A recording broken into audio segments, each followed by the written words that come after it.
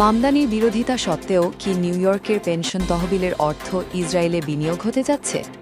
গাজায় চলমান জাতিগত নিধন এবং অধিকৃত পশ্চিম তীরে বর্ণবাদী ব্যবস্থা বজায় রাখা সত্ত্বেও নিউ ইয়র্ক নগরের পেনশন ফান্ড আবারও ইসরায়েলের সরকারি বন্ডে বিনিয়োগ শুরু হতে পারে।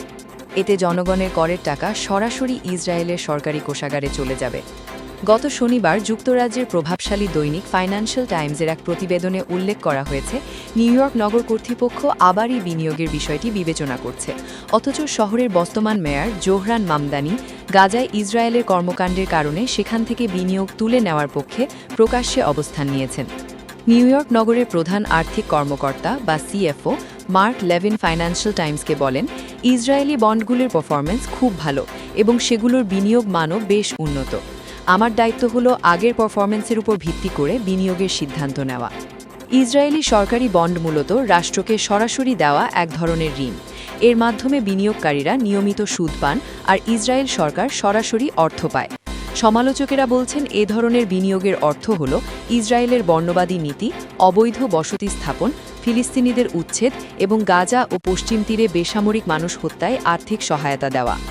নিউ ইয়র্ক নগর কর্তৃপক্ষের এই বিনিয়োগের উদ্যোগ সিটি হলের ভেতরে উত্তেজনা বাড়িয়ে দিতে পারে। 1 জানুয়ারি মেয়র হিসেবে দায়িত্ব নেওয়ার পর জোহরান মামদানির প্রথম পদক্ষেপগুলোর একটি ছিল সাবেক মেয়র এরিক অ্যাডামসের একটি আদেশ বাতিল করা। ওই আদেশে নিউ ইয়র্ক শহরের সংস্থাগুলোর জন্য ইসরায়েলকে বর্জন বা সেখান থেকে বিনিয়োগ তুলে নেওয়া নিষিদ্ধ করা হয়েছিল। ফিলিস্তিনিদের উপর ইসরায়েলের হামলার দীর্ঘদিনের সমালোচক জোহরান দায়িত্ব নেওয়ার আগেই বলেছিলেন, নিউ ইয়র্কের এমন কোনো তহবিল থাকা উচিত নয় যা আন্তর্জাতিক আইন লঙ্ঘনের কাজে বিনিয়োগ করা হয়। মার্ক লেভিন নিজে ইহুদি এবং ইসরায়েলের সঙ্গে তার ব্যক্তিগত ও পারিবারিক সম্পর্ক রয়েছে বলে স্বীকার করেন। তবে তিনি দাবি করেন, পেনশনের বিনিয়োগ সংক্রান্ত সিদ্ধান্তগুলো রাজনীতি থেকে মুক্ত রাখা উচিত। এগুলো কেবল আর্থিক মাপকাঠিতে হওয়া উচিত। যদিও মুডিজের মতো রেটিংস সংস্থাগুলো সতর্ক করে বলেছে, ইসরায়েলি বন্ড এখন ক্রমবর্ধমান ঝুঁকিপূর্ণ বিনিয়োগ। তবুও লেভিন সেগুলো কেনার তোড়জোড় শুরু করেছেন। এই অবস্থায় নতুন করে বিতর্ক শুরু হয়েছে, আন্তর্জাতিক আইনে গুরুতর অপরাধে অভিযুক্ত একটি রাষ্ট্রে নিউ ইয়র্কের পেনশন তহবিলের অর্থ বিনিয়োগ করা ঠিক হবে কিনা। এই বিতর্ক কয়েক দশকের পুরনো অভ্যাস। 50 বছর ধরে নিউ ইয়র্ক নিয়মিত লাখ লাখ ডলার ইসরায়েলি বন্ডে বিনিয়োগ করে আসছিল। তবে 2023 সালে তৎকালীন আর্থিক কর্মকর্তা ব্র্যাড ল্যান্ডার এই প্রথা ভেঙে দেন।